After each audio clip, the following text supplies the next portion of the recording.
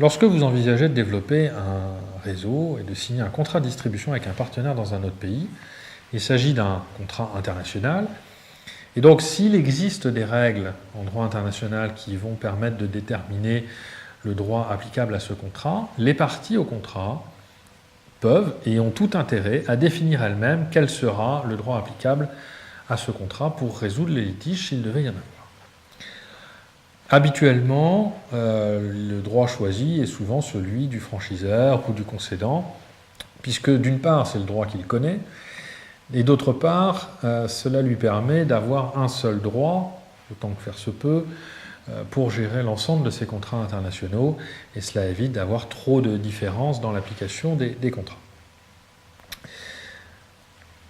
Ceci dit, plusieurs questions peuvent se poser. D'une part, quand on choisit son droit comme droit applicable, quand on est franchiseur, il ne faut pas oublier que l'état dans lequel on pourra devoir faire exécuter des décisions sera vraisemblablement l'état du franchisé.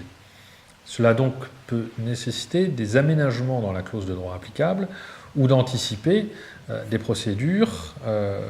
malgré tout, dans le pays concerné. Dans ce cadre, il faut tenir compte des règles de ce que l'on appelle l'ordre public international, qui font que dans chaque pays, un certain nombre de règles vont être considérées comme d'ordre public, et même si le droit de l'état du franchiseur a été retenu comme applicable, certaines règles essentielles peuvent trouver à s'appliquer,